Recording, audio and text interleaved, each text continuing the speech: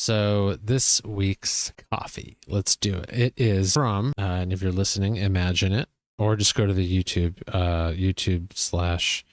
/ Nick Youssef, and then find the podcast. Red Rooster Coffee from Floyd, Virginia. This is another one. Never heard of this place. Never been to Floyd, Virginia. Probably will never go to Floyd, Virginia. Most likely will forget it's a place after I finish recording this segment.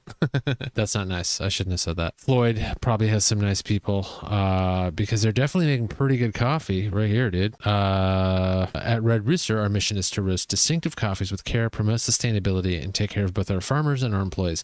Over the years, coffee roasters have been adding this to the bags and really highlighting and making sure that you know that these, mom and pop places are not just taking advantage of coffee farmers and producers in the same way, the big companies, Starbucks and the big providers that buy coffee for them are doing. Some of these third wave, because, you think like these independent third wave places are, they're, because they say fair trade, organic, there's like a handshake thing going on, and they're taking good care of these farmers. Some of them have never met, seen, or been to, and you kind of are surprised by it. You go, oh yeah, I guess maybe you're business people like anyone else. You can't afford it. It's not part of your bottom line. But some take good care and have relationships with these places, and that's great and probably makes for better coffee at the end of the day. This place says they do on their bag. They pay high premiums to farmers for great coffees. Awesome.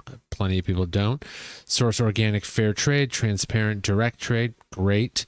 Give money to social programs and infrastructure, to improvements at origin. I like that. I like seeing that. Oh, provide benefits and on-site child care services to our employees. Does that mean in El Salvador, where this coffee's from, or in Floyd, Virginia? Hopefully it's both, but this is probably a small operation. Who knows if they can make that happen. But that's neither here nor there. The packaging, I think, is great. It looks unlike a lot of the minimalist coffee designs, which I was talking about last week, probably designed by some artist who's got a knack for American traditional tattoo designs. It looks appealing, so I'd give it 7 out of 10. It is a natural process light roast. Natural process is also referred to as dry process, or just letting the coffee cherry do its thing without any extra agitation like water or whatever other types of processes there are. I just know that it produces a fruitier, sort of sweeter coffee, and I love that. It is more on the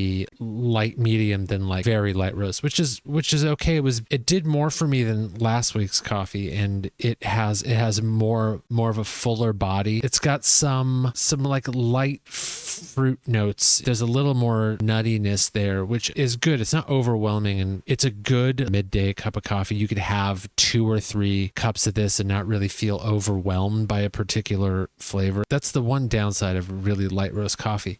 That super fruit forward thing is amazing for 1 cup. After like 2, you're kind of like, maybe something different here. I wouldn't go out of my way to get this again, but if I say forgot to adjust my queue on Drink Trade, which is where these coffees come from, wouldn't complain. Would make the coffee, would enjoy it every day.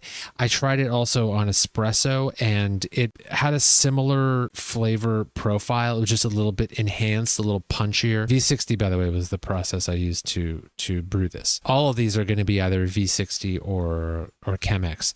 So anyway, that's that coffee. Red Rooster out of Floyd, Virginia, through drinktrade.com.